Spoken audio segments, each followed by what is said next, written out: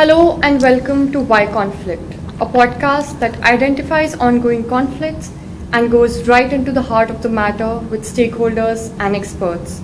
I am Komal Godara And I'm Chanab Guha. at New Imaginations, a research center on peace, conflict, and justice. For our very first episode, we had discussed the implications of USA and Israel's unprovoked war against Iran with political philosopher and thinker Dr. Ramin Jihan Beklu. Today, as we speak, the situation in West Asia remains just as precarious. With Iran's closure of the Strait of Hormuz, which is one of the most critical global energy oil routes, we see that the situation is increasingly unstable. In India, we see a massive shortage of LPG supply, which is causing a lot of panic across the country. The pressures of a weakened rupee and growing concerns over Indian workers in the Gulf region. Moreover, the Indian foreign policy is under renewed scrutiny, often labeled as a fence-sitter in conflicts like this. For this, to discuss the situation at present, we have with us Ambassador Mohan Kumar.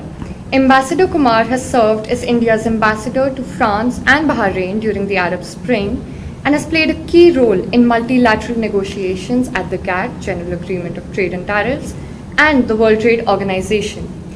He was also closely involved in the 2015 Paris Climate Agreement. Currently, he is Professor of Diplomatic Practice at Jindal School of International Affairs, OP Jindal Global University, Sonipat. This overview is by no means exhaustive of Ambassador Kumar's many contributions, but we welcome you to our podcast, Ambassador, and thank you so much for joining us today. Thank you for having me. I'm very happy to be on this show called Why Conflict. So thank you very much.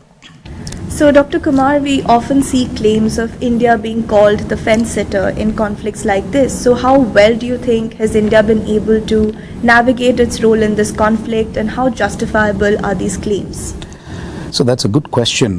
My sense is that we have done well. If you take one yardstick as to the country that can talk to both Iran, United States, and Israel the same day, pick up the phone, talk to the three leaders, you'll find that Prime Minister Modi is well placed. He can pick up the phone, talk to the President of Iran, which he did. He and Bibi Netanyahu get along well. In fact, I think he made a visit just before the conflict broke out. And President Trump is never tired of saying that he's my good friend. So going just by that yardstick, I think at the leadership level, we are good. I think when you talk of India being a fence-sitter, I attribute it not to geopolitics, but to geoeconomics. My sense has been that India's 4 trillion economy, our GDP is 4 trillion, in my view, which I've been saying publicly, is grossly insufficient for a country of 1.4 billion. So the strategic discourse in India is way ahead of the economic reality in many ways. We want to be a rule shaper, and that's fine. I think India, such a big country, and we've done so well in economic reforms, and 4 trillion is no mean achievement, although I think it is insufficient. But having said all of that, the key thing is that if you want to be a rule shaper, you cannot compare yourself with the France and Canadas of this world. With due respect, I love France, I love Canada, my kids are in Canada, so I love those countries. But the legitimate comparison for India has to be China. So when you look at the US 30 trillion economy, you look at China 20 trillion economy, and then you suddenly talk of India 4 trillion. So the good news is that I think we are well on our way to becoming the 5 trillion economy, which will put us at least in the third rank. But I would argue, which I have argued in my book, and thank you very much for keeping my book there, I think we will have to get to 10 trillion ASAP.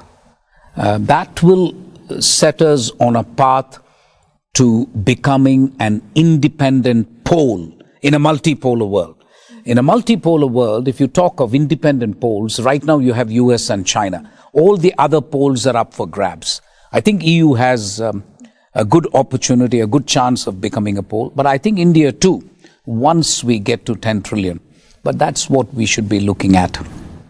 So recently, sir, we have also been seeing LPG shortages all across the country. We are seeing factories shutting down in places like Surat. So do you think that this exposes how vulnerable India really is to external shocks, and how prepared do you think India is to handle a prolonged conflict in terms of petroleum reserves? So two-part question. One, how serious, how vulnerable we are, and secondly, how prepared were we? I would have to say, in terms of vulnerability, it's a no-brainer. 80% of your energy is imported, and India has been trying to discover oil and gas for a long, long time now, ever since I was your age. So that's long ago. ONGC, the Oil and Natural Gas Company, and the Commission have been trying to desperately find. We just haven't succeeded. So the fact that we are vulnerable to imports, and that is why this business of the closure of the Strait of Hormuz is so vitally important for a country like India. But on the situation in terms of preparation, how prepared were we? I have to say we are much better off than other countries in South Asia. I'm not going to compare India with Finland or Norway or France, right? You have to compare yourself with countries of the region. Take Pakistan, take Bangladesh, take Sri Lanka. We are the ones who are supplying diesel to Bangladesh and Sri Lanka. So if you take the region in which we are located and the state of the economy in light of all the problems that we have had, I think we have done pretty well for ourselves. I concede that I'm not sure about the shortage. I keep talking to the staff at my home and the driver who keeps saying, if you want a cylinder, you can get it, but it's expensive, right? That seems to be the problem, but not really widespread shortage. Again, if you see what other countries like Pakistan have done to the cost of petrol and diesel, they've increased it by 40 to 50%. We haven't. In fact, some would argue we've slightly reduced it. So on the whole, our preparation has been good. I think it's been good because we have a strategic petroleum reserve, which we have used and so on. But I think you ask a good question. If the conflict were to prolong itself indefinitely, then I think all countries, not just India, we will all be in deep trouble. So we have to pray and hope that in the near future, the conflict finds some resolution one way or the other. You mentioned Strait of Hormuz being closed, and very recently we've been seeing a lot of aggressive tweets and exchanges with Iran, from the Iranian side, from the American side of demands of opening the strait. What do you make of these battles, as I would call them, like verbal spats, and how does it work to actually to the functioning of the strait itself? Will it open? Will it not? What is the situation like? So in terms of diplomacy, what I can tell you is when we will leave aside the fact that the occupant of the White House is slightly mercurial and so on. I don't want to make personal remarks. I mean, he has got his own leadership style. Everybody knows that. And Iran is in many ways not a quintessentially normal country. They've been under sanctions for such a long time and so on. But I think in diplomacy, there is a particular theory called escalate to de-escalate. And I'm hoping that is the case. There's no way for me to be sure, right? I'm not a crystal gazer, so I can't say what's going to happen day after tomorrow or whenever. But it seems to me that before the actual arrival of an agreement, it's very normal for the negotiating sides to do what is known as brinkmanship. I did that when I was a negotiator at the WTO. Just before the agreement, we will try to kind of make a maximalist demand, not just India, all countries, so that you then can justify to your domestic constituency, hey, listen, we've got a reasonable deal. So the important thing is not the brinkmanship. I would argue what you need to keep your eye on is whether there is an off-ramp for the two sides. A face saving is what is needed for both the Americans, the Israelis, and particularly the Iranians. But I have to say, on the basis of evidence so far, that Iran has turned out to be much more resilient than any of us thought, frankly. And that's something you have to accept. It's enough if Iran does not lose the war. They don't have to necessarily win the war. So the fact that they have been able to withstand the enormous military pressure, the kind of bombardment and so on, I think it shows you that everything is not just about tomahawks and cruise missiles. There is such a thing as national will of a country. And that comes into play. I was your age again when Bangladesh happened, right? 1971. India was a terribly poor country, but we still managed it. We managed to face pressure. We managed to house 10 million people from Bangladesh. That is a matter of national will. And the national will of a country should not be underestimated. So what we are also seeing is increasingly the weaponization of energy. So how do you think that affects global trade systems? So I just finished, as I said in the morning, I was talking to a bunch of students as well. I think geopolitics is affecting economics, trade, supply chains, everything. So you're right. You call it weaponization. I use the word geopoliticization, same thing in terms of impact. So energy is no exception. If you remember last time when there was this tariff war between US and China, China said they will shut off supplies of rare earths to the US. That is also weaponization, right? So energy for sure is, I think, now being weaponized one way or the other. But the most important thing for me is the fact that the Strait of Hormuz was actually a global public good until now. And now suddenly Iran and others are saying, no, it's not going to be open for everybody unless you pay a toll. Now that is symptomatic of Suez Canal. But Suez Canal is a different proposition. It actually is on Egyptian territory. Strait of Hormuz is actually a sovereign, it's not anybody's sovereignty. It was supposed to be a global public good. That is the most important change that I have witnessed from before the conflict to after. That what was a Strait of Hormuz, which was a known public good, and even under the United Nations Convention on the Law of the Sea, there are some ground rules. No country can just block the strait. But now I think we've gotten into a situation where Iran is certainly using it as leverage, and that is, I think, the big change. Now that we have the Hormuz, Strait of Hormuz blocked, where does that leave India in terms of its crude oil and LPG shortages, like Janab mentioned? Because we previously had sanctions on Russian oil, a deal which we have yet not signed. But where does that leave us in between Russia, in between Iran, and our alliances with America and by association Israel? So that's a good question. And I think I cannot conceal from you the fact that this is a challenge for India, obviously. And I think your whole point about having followed a foreign policy of strategic autonomy, or independence, those things will come into play. What I am happy to note is that about 3 or 4 tankers have got through the Strait of Hormuz already, carrying LPG for India. Yesterday's news, and I was just reading it before I came here, 22 ships have managed to go through yesterday and today, which is much more than what has happened so far from the time the conflict began. So something is afoot in the Strait of Hormuz and with Iran, where Iran is selectively telling countries that if you are a friend and we don't consider your country as an enemy, we will let you go. So that is what they are doing. But having said all of that, I really wish a ceasefire would happen soon, because we've already got the Ukraine conflict raging. You've got a conflict in Gaza. You've got a conflict in some parts of Africa. I don't think the world can afford another crisis in the Strait of Hormuz, in Iran. So India has been actively saying that diplomacy and the voice of reason must prevail.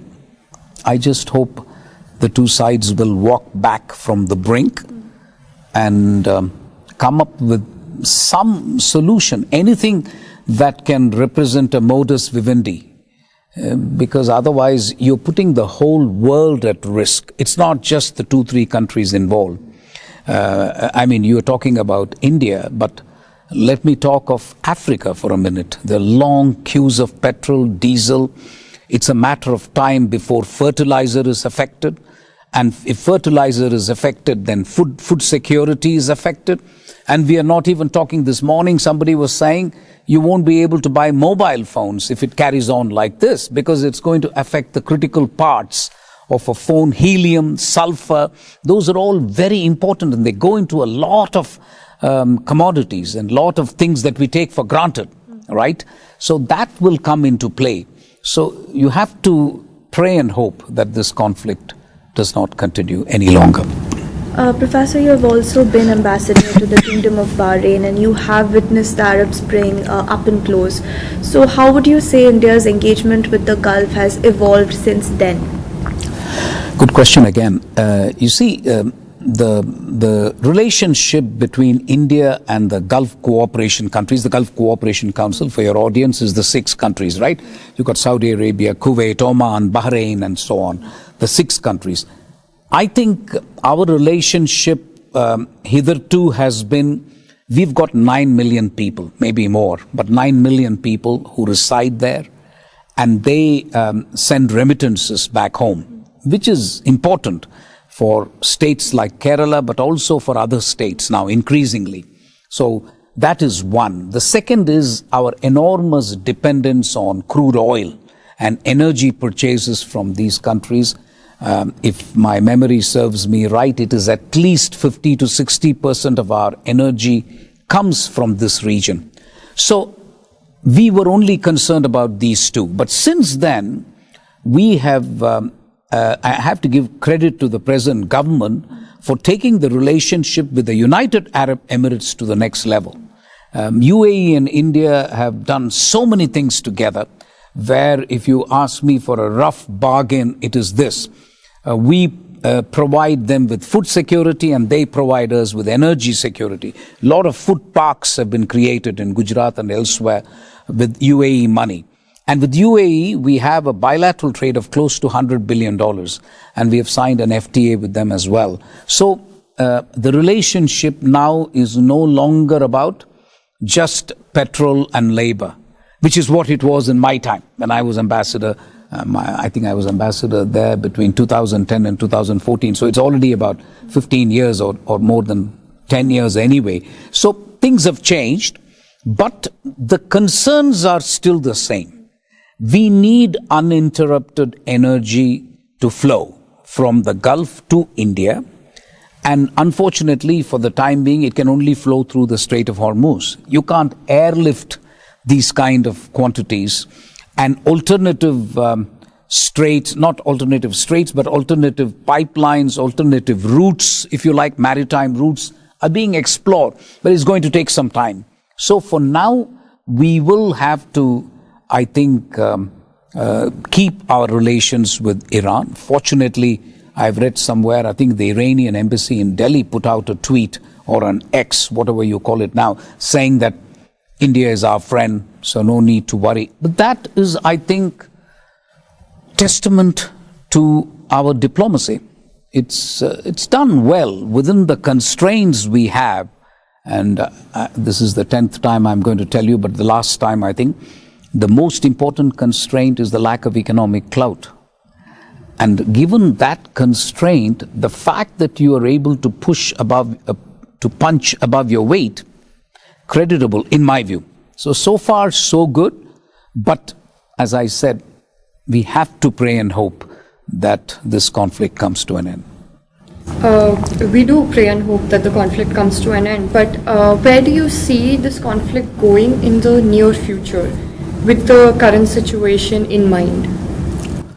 So I would still paint 2 or 3 scenarios.